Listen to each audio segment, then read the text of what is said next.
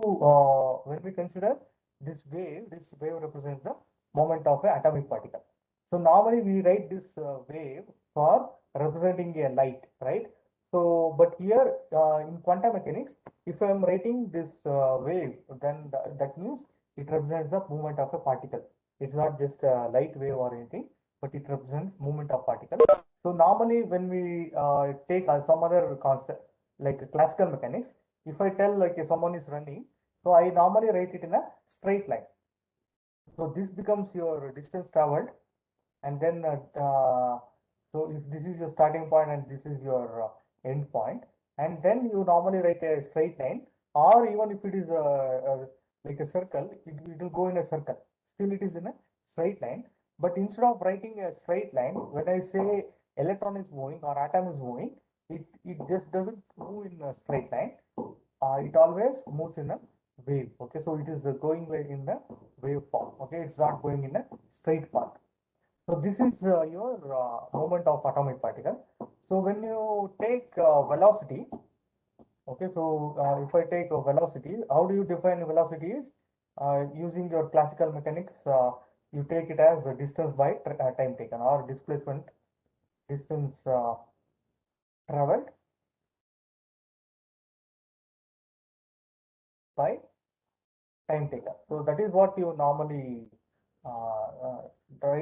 this is how you normally define your what we call as the velocity. So this is a regular velocity, but when it comes to uh, the moment of atomic particle, as it is moving in a curved line, not in a straight line. So this it has a different velocity, and this velocity we call it as a phase velocity. Okay, what is the meaning of phase velocity? Phase velocity means it represents actually the displacement of a atomic particle, but in not in a straight line, but in a wave form. Okay, so it is in a wave form. It's when it is moving in a wave form, then that is what is your phase velocity. So that means if I take this is your particle, which is representing at t is equal to 0 seconds. Okay, so then what happens after some time? Okay, so just okay, so now after some time t is equal to like 5 seconds, it won't be in the same place.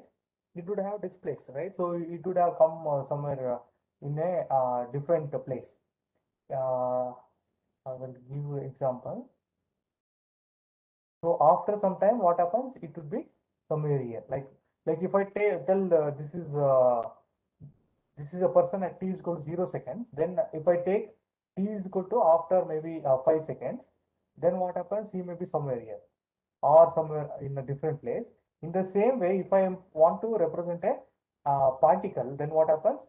This particle initially t is equal to 0 seconds, it was this position.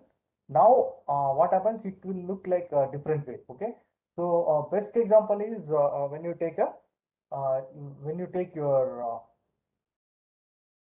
when you take your wave, okay, which is formed by when you throw a stone in the pond. So if you take if you go to a pond and if you throw a stone, what happens?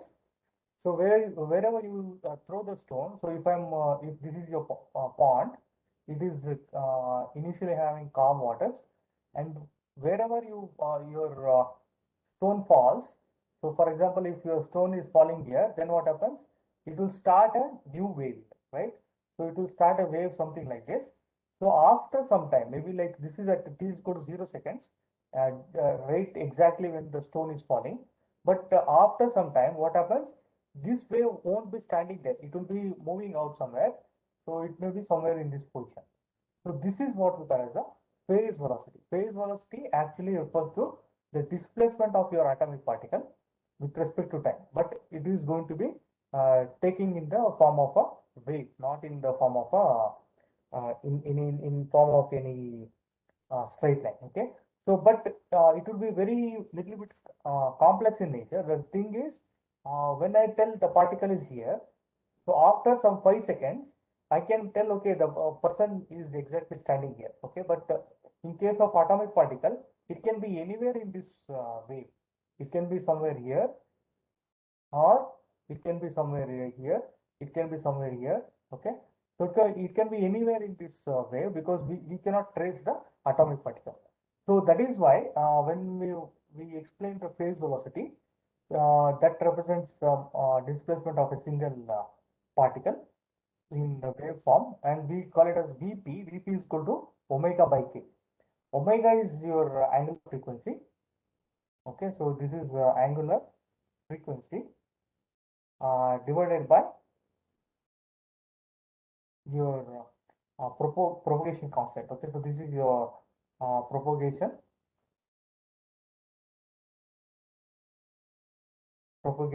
constant. Okay, so k is propagation constant. Omega is your angular frequency. So, and if I come here, so I will write W is 2 pi mu. 2 pi mu is your angular frequency. And then what happens is we will have your propagation constant K. So K is represented as 2 pi by lambda. Okay, so there is something wrong here. Okay, so it can be represented as 2 pi by lambda. Okay, so that is your what you call as propagation constant, and then uh, 2 pi mu is your angular frequency. Okay, so this is how you explain the phase velocity uh, compared to the regular velocity. Regular velocity is just distance by time taken. It is straightforward, but in this case, it's not that straightforward. Okay, so you need to know what is phase velocity and then what is velocity. Uh, then we can also call this as particle velocity. And then the last one is we call it as a group velocity. Okay, so what is the group velocity? So as you know, like if you take any material, you will have more than one atom. Like even when we are talking about, when we were discussing about the photons and the photonics, so there also I used to always write this block and I will tell, okay, so there are more than one iron atom, right? So I used to write like there are Avogadro number of iron atom in a given uh, one by one meter square. Okay, so if I even if I take them one by one meter square or meter cube, there will be 10 raised to 20 number of atoms. So in the same thing happens in case of your if you take any system. So if I take this is your first atom, iron atom, which is moving. Okay, so then what normally happens is if you take this iron atom, it will be always having a neighboring iron atom. So it will have more than one or two atoms. So let me represent this is your first atom Fe. So this is the first atom which is moving Fe1, and then I will have second atom which is Fe2. So it is also going to move in a wave form, something like this. And then there is a third atom which is also when it is moving, it is going to move in wave form. And let us assume this is your third atom. Okay, so they are always moving in a group, not like a single atom. Because single atoms is very much difficult to stabilize. Okay, so that is the reason it is always group of atoms, not a single atom. So now if these are like waves, so if you take your same concept of your optics, so in optics you can have either constructive or destructive interference. So in the same thing happens in case of your in this kind of waves. Okay, so as we are considering these are waves, so they can collide at some point, and they would form a new wave, and we call this as a wave packet. So wave packet is nothing but it is a new group of waves or group of particles.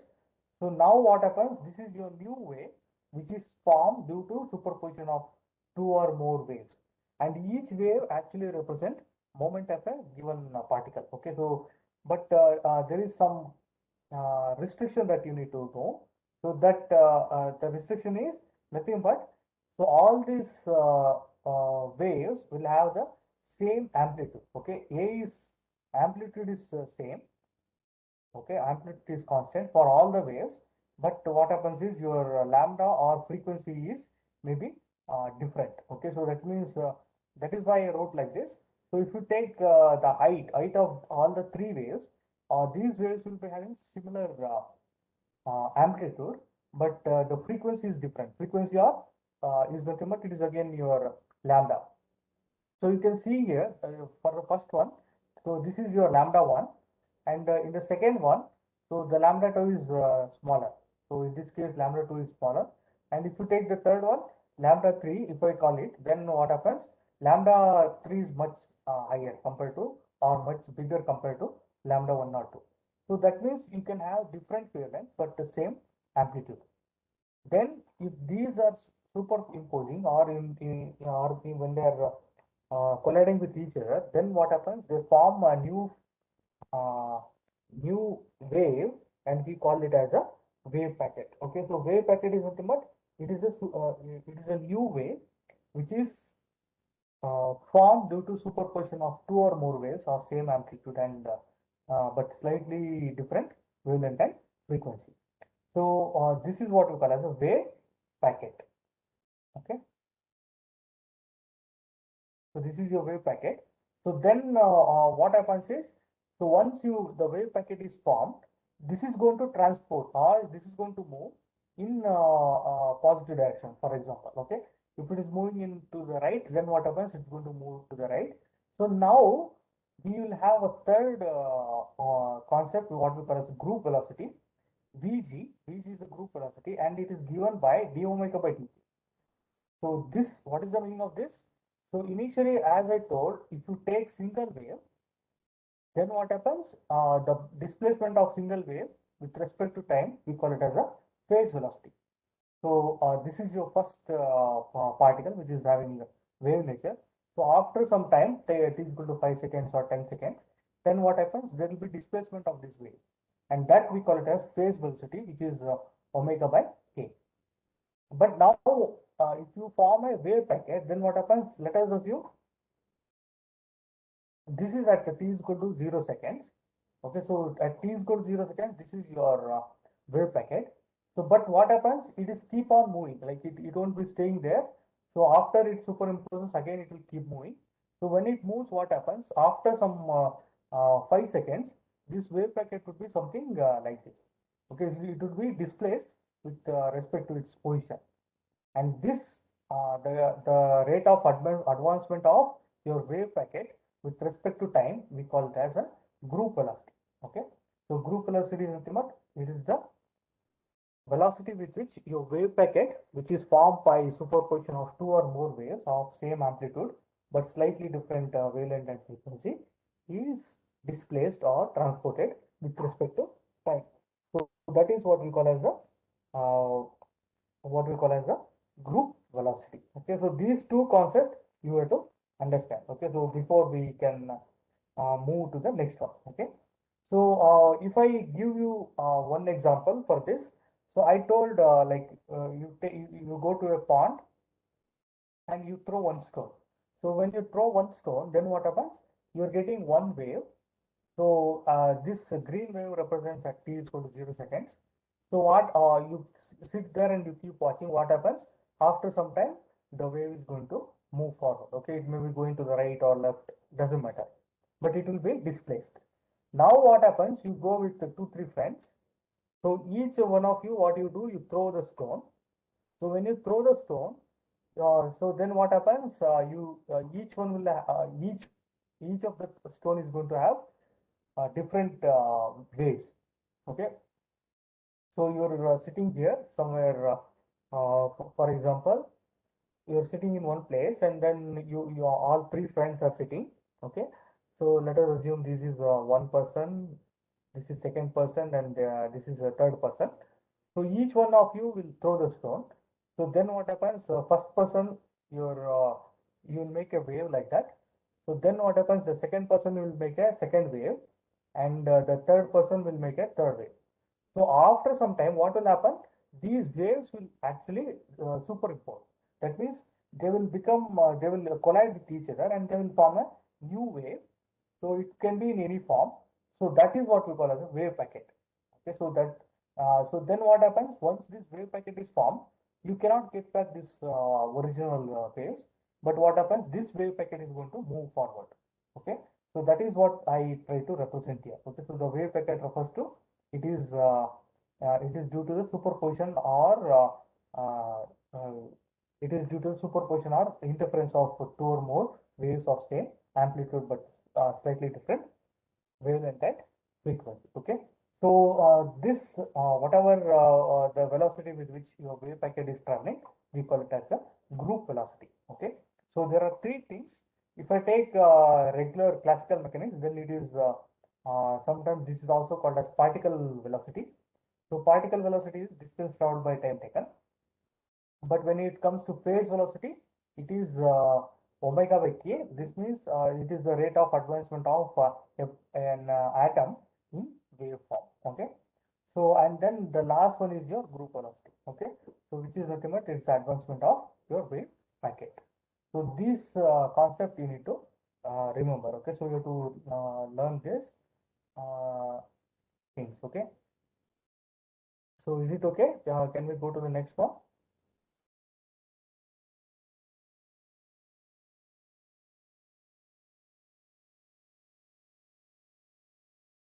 So is it clear? Whatever is okay. So what happened to your friends? Because I think less people are here, like only 32. So you have to tell everyone, okay? So because it is important for your next internal. Okay, so if we don't know whether it is going to be offline or online, because we still have a lot of time. If it is offline, then it will be difficult for you to uh, cover everything. Okay, so even for exam, for sure it will be offline. Okay, so maybe your second internal in any case it may be you can have a online second internal, but your final test for your final exam will be definitely like maybe like 90% it will be offline. So better you have to keep reading. Okay, then you have to follow each classes. It's very important. Okay, so you should tell your friends to join. Okay, because 32 means again Yogit you have logged in. Yojit you are logged in two device. I don't know, maybe one in. So in that case, if I remove me, then it's only 30 of you. Still 22 are absent. Even in the morning, it was almost 38. So you tell your friends to join. Okay, so you don't you should not do this. It's not good for you. It's nothing for me because in the end of the uh, year or end of the semester, you're going to write the exam, right? So you should tell your friends to be very uh, regular to the class. Okay. Okay. Fine. So let us go to the next one. It is little bit difficult to follow the quantum mechanics because it is very much theory. Like it's not like what we did in photonics. For in photonics or lasers, it was more like a concept. Like oh, we can see okay what is the structure of a laser and all those things. But in this case, as we can see here, we are talking about movement or motion of atom and then energy of the atom, all those things. So it will be very much difficult to realize because it is beyond our experience. Like even if you take, no one has seen the electron. To be frank, till now, even I think no one would have seen the electron because that is how it is. Like it's very small and you cannot imagine or you cannot exactly tell, okay, so this is the position of atom after 5 seconds or maybe like 10 seconds. Here I'm just telling, okay, for making you understand. So I'm telling, okay, so you can have this is the position of your atom after 5 seconds, okay. But in principle, you cannot tell or you cannot trace the exact moment of atoms or moment of electron. It is still very complex science, which is still not completely understood. Okay, so that is why you please try to attend the class. If not, it will be very much difficult. Okay, okay. So if this is clear, then now what we'll do is we'll go to the next concept. So the next concept is your, I think you would have already learned this, Heisenberg uncertainty principle. Okay, uncertainty principle. How many of you know this? What is about at least what is Heisenberg uncertainty principle? I think you have learned this in your plus two, right? So you should tell me what is Heisenberg uncertainty principle.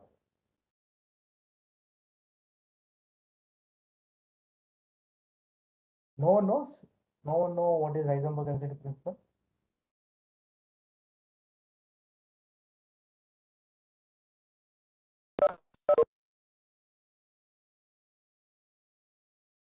Are you listening to me or not? Okay.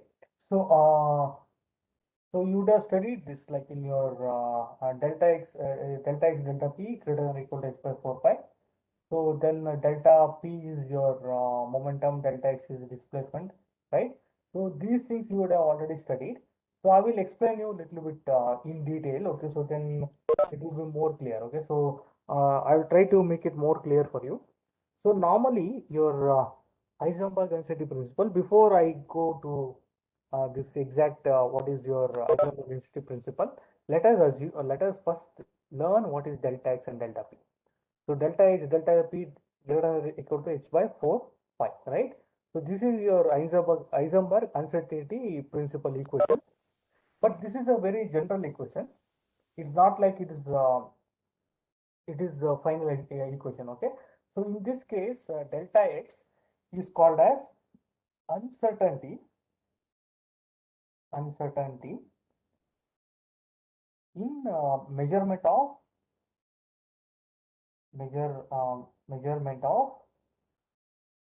uncertainty in measurement of displacement. Okay, so as you told, that is correct, like it is displacement, but it is called as uncertainty in the measurement of displacement, and delta p is uncertainty in the measurement of momentum. Okay, so it is not just the momentum or displacement, but it is the uncertainty in the measurement. So what is the meaning of uncertainty? It is nothing but it is the error. So this we have already discussed in our lab, right? So we have discussed this in the lab. So if I take, if I give you this 1 meter, right?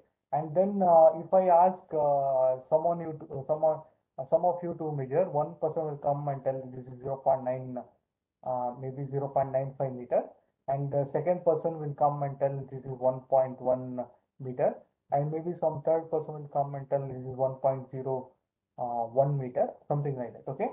So all these measurements, these are your measurements that you measure, but this is your actual one. So how do you take error? Error is nothing but delta x is your actual minus your measured. Like if I take this one, then it is delta x is 1 minus 0.1, which is your 0.01. Okay. So this is what you call as uncertainty. Uncertainty means it is a deviation from the actual value. Okay. So that is what we call as uncertainty in the measurement.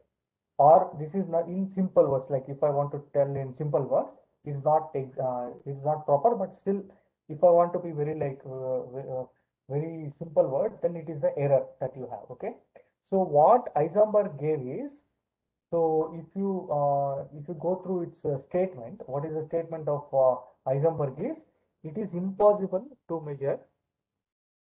Okay, so it is impossible to measure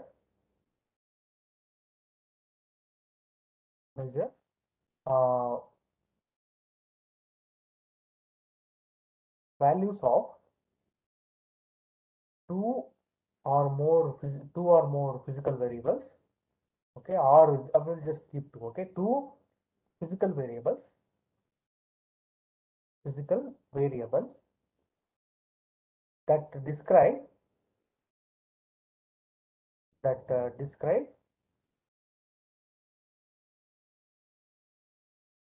state of an atomic system. Okay, so state of atomic system So somewhere here you have to put simultaneously and accurately. Okay. So simultaneously and accurately. So this is what is the statement of your Heisenberg density principle. What it says is it is impossible to measure values of two physical variables that describe the state of an atomic system. So as you can see here, I'm putting atomic system. This is but the same thing doesn't apply for your regular classical mechanics. For example, and also this is like any two physical variables. So whatever you would have learned in your PU classes, just the displacement and your momentum. Okay, x and p. X actually gives the displacement and p gives the momentum. Okay, momentum is nothing but it is m times v. M is almost constant. So then we are talking about the velocity, change in the velocity. So what is the meaning of this is like if I take it, like some car or some bike, if some bike is here, okay, it is at some place here, and it has to reach the final destination. Okay, so what actually you can do is you can know in classical mechanics. Okay, so in classical mechanics, what happens is you can know the exact position of the of your bike and also the velocity of the bike. So, for example, this is at time is equal to 0 seconds. You know the velocity is zero and the position is at zero position. And then what happens after maybe 10 seconds, if the velocity, like if you're going at a speed of 30 kilometer per second, maybe you would have reached some point here and you can actually get the uh, your displacement or the position. Okay, so x is the position or displacement and p is the momentum. So in case of classical mechanics, you can find both position and also momentum accurately in the sense at least approximately you can get. Okay, in that case you may have less error compared to what you actually expect. Okay, so there may be some error, but that error will be very small. But in case of atomic system, like if you take any atomic system, like your electron or atom or a group of atoms, then what your Heisenberg says is, according to Heisenberg, he says that it is impossible to measure value of two physical variables that would describe an atomic system simultaneously and accurately. Simultaneously means at the same time. Okay. So as I gave for classical mechanics, so instead of that, if I take a atomic system, so atomic system normally it is going to move in a wave form, right? It is if I write electron, then what happens? Electron is not just going in straight line; it is moving in wave form. When it is moving in wave form, then what happens is I cannot tell like this may be at t is equal to 0 seconds. So then after some time, it would have displaced. And the complex thing is we don't know exactly how it is moving. So in that case, if you can find the position, so if I can find the position, then I cannot find the momentum exactly. And if I find the momentum exactly, then I cannot find the position exactly. Okay, so this is the problem with respect to your atomic particle, not with the classical mechanics. In case of classical mechanics, you can find both position and momentum close to accuracy. Okay, like that means at a given point of time, you can tell, okay, so this is the position of your bike or car, and then this is the velocity or the speed of the car or the bike. Okay, but the same thing cannot be uh, explained for an atomic system like your electron or atom. So if I take iron or copper or any atom which is moving, then I cannot give the exact position and exact momentum simultaneously and very accurately. That is the meaning of your Heisenberg uncertainty principle statement. Okay, so you have to remember this statement. Then you need to explain this. Okay, so if you go to your let me check. I think I closed it. Okay. So if you go to your syllabus, so what you normally have is you have to state what is your Heisenberg density principle, and then you need to also give what is uh, just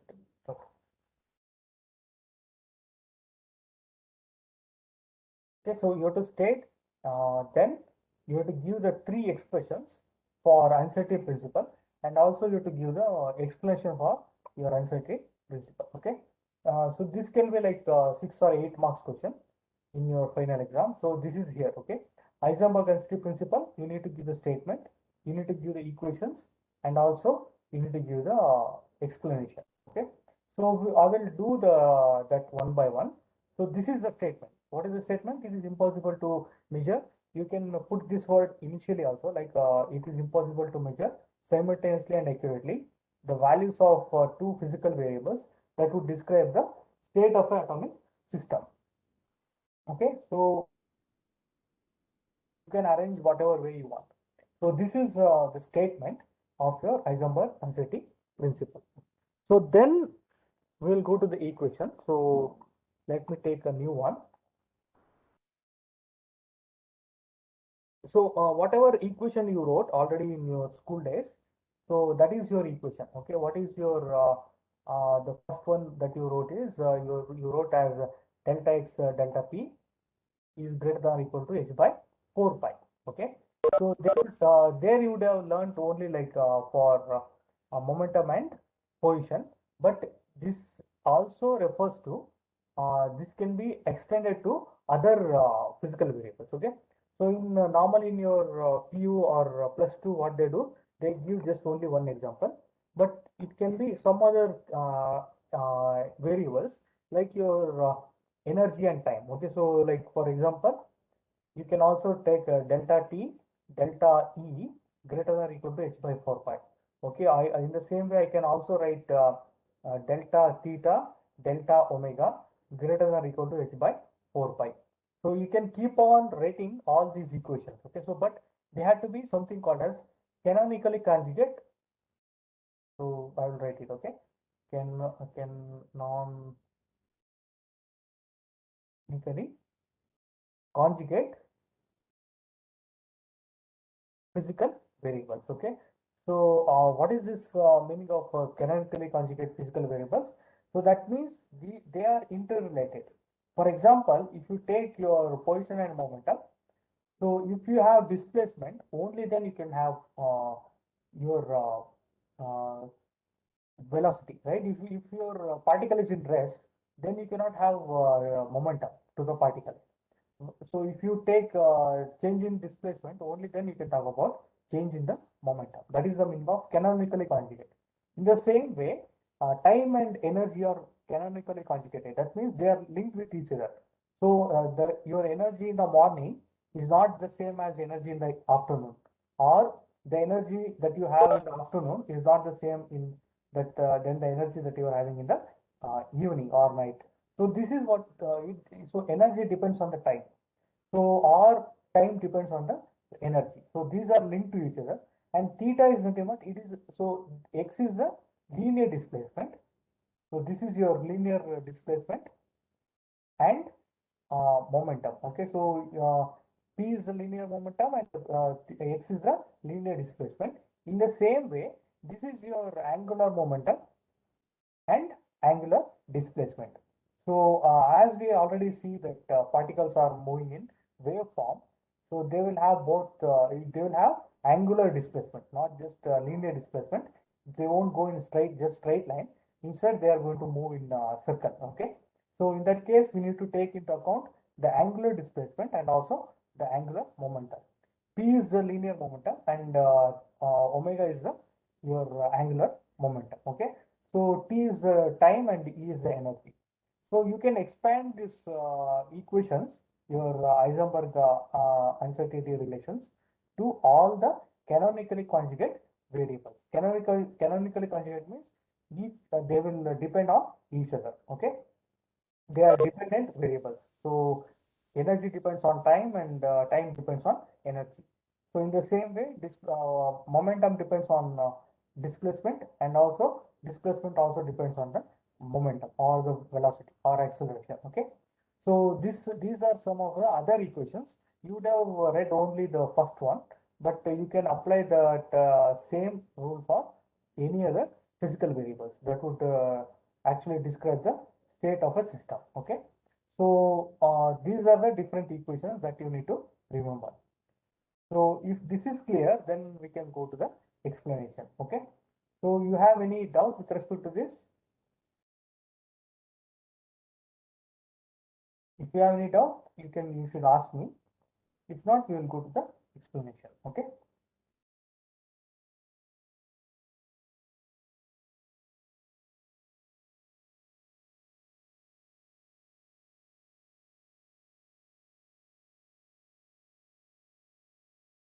Okay. I assume that you guys don't have any questions. So let me go forward.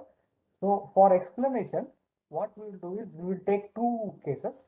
In the first case, we will take a large wave packet. Okay. So now you should know what is wave packet. What is wave packet? What is wave packet? I explained, right? So what is wave packet? So it is formed due to superposition of two or more waves of same amplitude but slightly different frequency. Okay.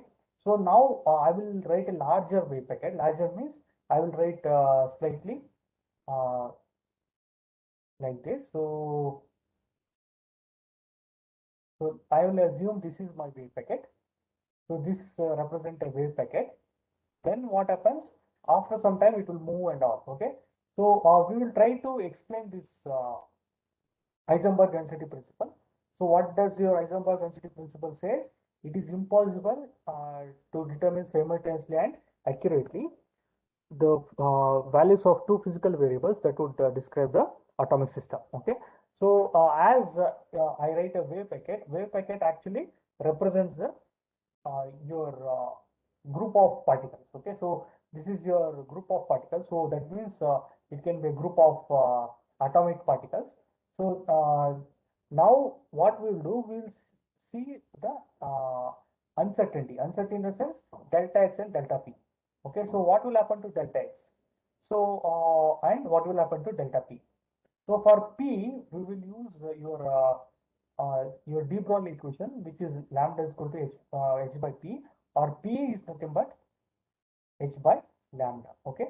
So this is how you can arrive at momentum of a atomic particle. So that means if I can find the lambda, like anything between like this or like this, then what happens? I can find the P.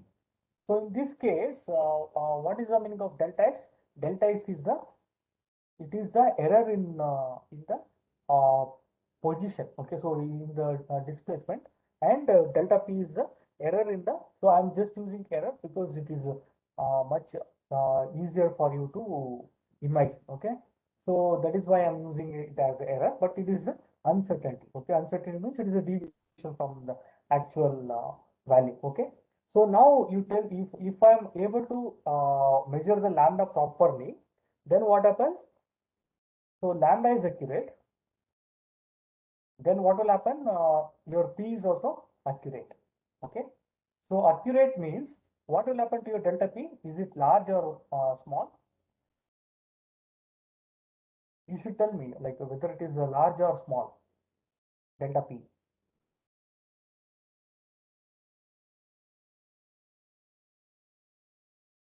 So if you take delta P, so if you take your P is accurate, then what will happen to your delta P? Delta P is error, which is nothing but P actual minus P measured. So if you are measuring a accurate value, that means you are measuring close to what you actually expect. So then what will happen to delta P? Is it going to be large or small? Small, right? So this will be small because you are almost close to the actual value. That is the meaning of accurate. Okay. But what happens to the position? Position means if you want to uh, pinpoint what is the exact position of the particle. But as your wave packet is very large, your particle can be here. Okay, so it can be here, it can be here, it can be here. So it can be anywhere in this wave packet. Okay, so you will have like 100 possibilities. So out of 100 possibilities, if you pick one of the position, that means you may not be able to choose the exact position. Okay, so that is what happens in case of your position. Okay, so you can have 100 possibilities. So out of 100, I may choose this is a point, but what is the possibility of getting or this is like a probability. Okay, so what is the probability of this to be correct? It is very very small. Okay, so in that case your x will be not accurate, or you cannot measure the exact position of the particle here. So in that case, if your x is not accurate, then what will happen to your delta x? Delta x is nothing but it is the difference between your actual value and the measured value. So as x is not accurate, delta x, that is nothing but it is your error will be large. Okay, so this will be very large. So in this case, you can see like in the case of momentum you can accurately measure, but you cannot measure the displacement accurately. Okay, so this is for your atomic particle. This is not for your any classical particles or classical mechanics, but this is more for the your atomic particle, and that is why we are considering a wave packet. Okay, so now this is for a large wave packet. Now what I will do, I will take a small wave packet. Small wave packet is so I will take a very small wave packet. So in that case, what happens is I will just assume this is my wave packet. Okay, so this is the total wave packet. So similar to this, this is I will tell. Okay, so this is my wave packet. So in this case, what happens is you cannot actually get the you cannot even define the lambda, because lambda is the it is the distance between two crusts or two troughs. But in this case, you cannot even identify two neighboring crusts or two neighboring troughs. So your lambda is not accurate. So if your lambda is not accurate, that means P is also not accurate. So then what happens to delta P? Is it large or small? Your answer is here. So if it is not accurate, then it has to be large. Okay, so this is going to be large. Your delta P will be large. That means the uncertainty in finding the momentum is large. But when it comes to the position x, so now as I told, if your wave packet is very very big, then what happens? Your atom can be so anywhere uh, in this wave packet.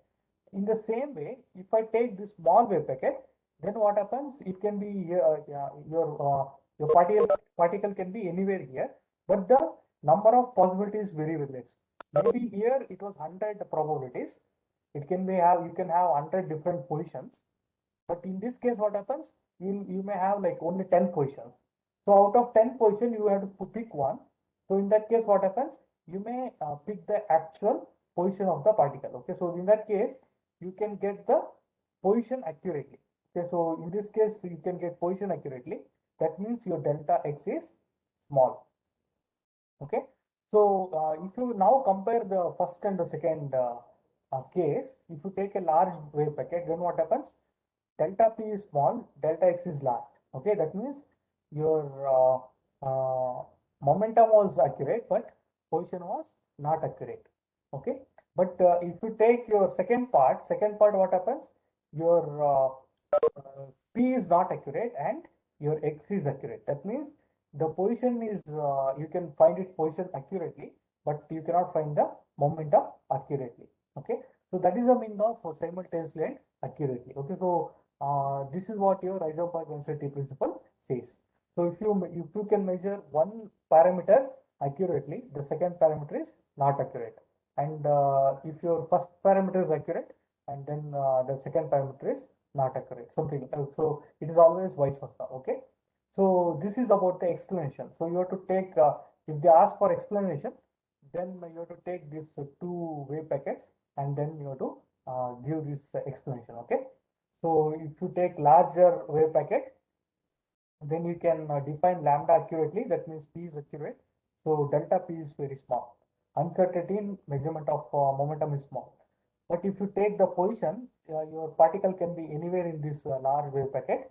So you cannot exactly find the position of the particle. So x is not accurate. That means the uncertainty in the measurement is of the displacement is very large. Okay.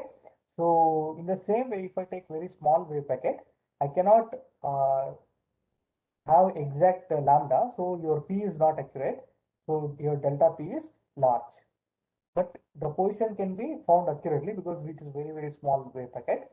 And then what happens? The error in displacement is very small. Okay. So this is about your Heisenberg uncertainty principle. Okay.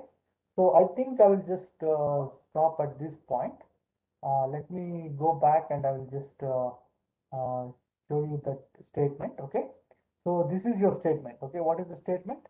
Uh, According to Heisenberg uncertainty principle, it is impossible to measure values of two physical variables that would describe a atomic system simultaneously and accurately. Okay. So you can use this word also somewhere here. Okay. So you can put here. Then what happens is it is impossible to measure simultaneously and accurately values of two physical variables that would describe the atomic system. Okay. So this is your Heisenberg uncertainty principle. And then you have three different equations. So what are the three different equations? The first equation is delta x delta p greater than or equal to x by 4 pi. So this is for linear displacement and linear momentum. Delta t delta e greater than or equal to x by 4 pi. This is with respect to time and energy. And the last one is delta x delta w greater than or equal to h by 4 pi, which is nothing but it is a relation between your angular displacement and angular momentum. And then you can also have the explanation. Okay, so this would be like 6 marks. Okay, so 1 mark for your definition, 1 marks for writing all these at least two or three equations, and two marks for, so 2 marks for the first explanation, 2 marks for the second explanation. Okay, so it will be like 6 marks question in your most of your exam or test. Okay, so if you have any doubt, you can ask. If not, you feel Sir, can you share the morning class attendance link also? okay. Okay, I'll put.